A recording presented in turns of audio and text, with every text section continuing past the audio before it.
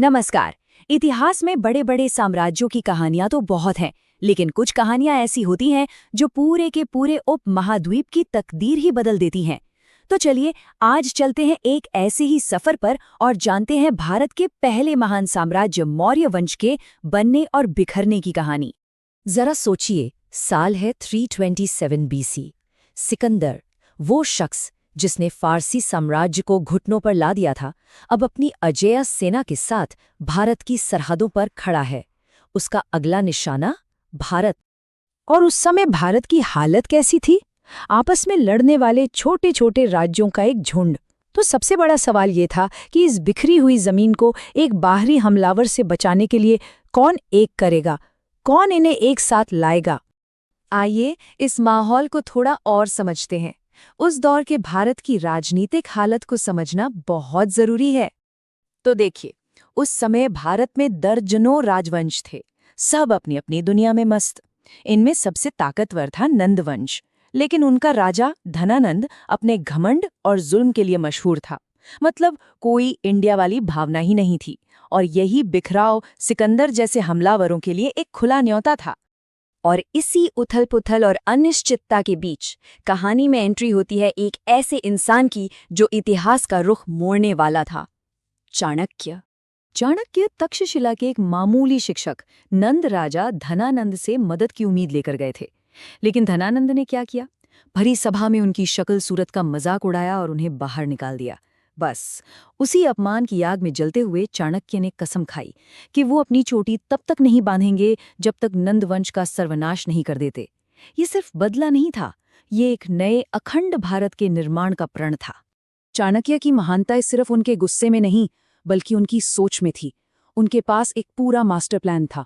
वो जानते थे कि एक साम्राज्य को गिराने के लिए पहले उससे बेहतर एक विकल्प खड़ा करना होगा।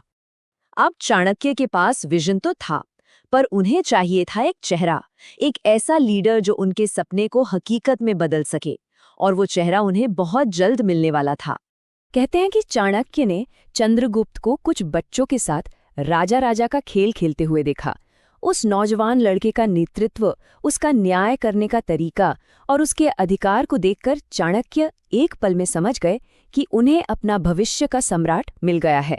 उन्होंने चंद्रगुप्त को एक शिकारी से खरीदा और अगले 7 साल तक उसे युद्ध, राजनीति और अर्थशास्त्र की हर कला में माहिर किया।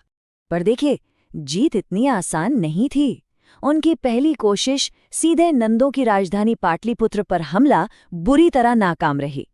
लेकिन यहाँ सबसे जरूरी बात यह है कि उन्होंने अपनी गलती से सीखा। उन्होंने अपनी स्ट्रैटेजी बदली। पहले साम्राज्य के बाहरी इलाकों को जीतना शुरू किया, अपनी सेना को मजबूत बनाया और फिर केंद्र पर हमला किया। और इस बार वो कामयाब हुए। धनानंद मारा गया और चंद्रगुप्त मौर्य ने भारत के पहले अखंड साम्राज्य की नींव रखी। उन्होंने सिर्फ नंदों को ही नहीं हराया, बल्कि सिकंदर के जनरल सेल्यूकस को भी पीछे खदेड़ दिया और एक ऐसा विशाल साम्राज्य बनाया जो आज के अफगानिस्तान तक फैला हुआ था। इस साम्राज्य की ताकत का अंदाजा लगाना है तो इस नंबर पे गौर कीजिए, 6 लाख। ये मौर्य सेना में पैदल सैनिकों की संख्या थी। ये उस जमाने की दुनिया की सबसे बड़ी सेनाओं में से एक थी। ये इस नए साम्राज्य की ताकत का जीता जागता सबूत थी। चंद्रगुप्त के बाद कहानी में आते हैं उनके पोते अशोक।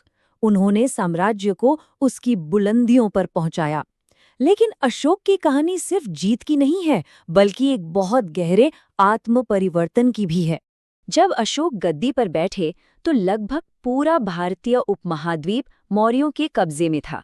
बस एक राज्य, पूर्वी तट पर बसा खुशहाल कलिंग, आजाद था और अशोक उसे जीतने के लिए बेचैन थे। साल 261 बीसी में कलिंग का युद्ध हुआ। ये एक बेहद भयानक और खूनी जंग थी, और ये जो नंबर है ये उसी जंग में मारे गए सैनिकों का है, 1 लाख। जीत तो मिली, पर उसकी कीमत बहुत बड़ी थी। कहते हैं युद्ध के मैदान पर लाशों की ढेर और लोगों की चीख पुकार ने अशोक को अंदर तक हिला दिया। उन्हें अपनी जीत नहीं बल्कि एक हार लगने लगी। उन्हें लगा कि इस तबाही के जिम्मेदार वो खुद हैं, और बस यही पल उनकी जिंदगी का टर्निंग पॉइंट बन गया। इस एहसास के बाद अशोक ने हमेशा के लिए युद्ध की नीति छोड़ दी। उन्होंने बौद्ध धर्म अपना लिया और अपनी पूरी जिंदगी धम्म के प्रचार में लगा दी। धम्म सिर्फ शांति नहीं थी, बल्कि ये नैतिकता और सामाजिक जिम्मेदारी से राज करने की एक क्रांतिकारी नीति थी। उस दौर में जब हर कोई जीत की बात करता था, नैतिकता से शासन करना एक बहुत ही अनोखा विचार था, और इसी विचार को उन्होंने पत्थर के खंभों पर खुदवाकर पूरे साम्राज्य में फैला दिया।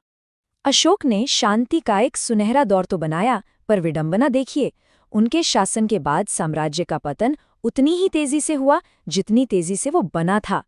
ऐसा लगता है जैसे अशोक की मजबूत शख्सियत ही वो गोंद थी जिसने इतने बड़े साम्राज्य को जोड़कर रखा हुआ था।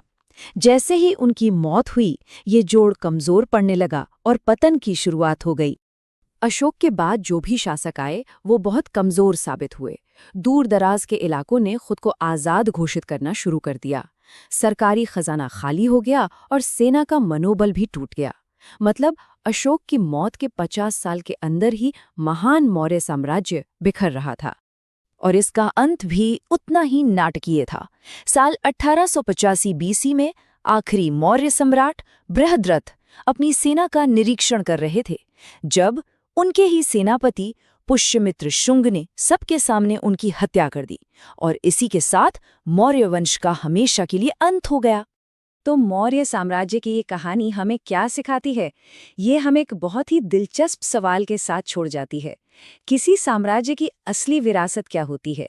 चंद्रगुप्त द्वारा एक की गई जमीनें या अशोक द्वारा फैलाए गए शांति और नैतिकता के विचार?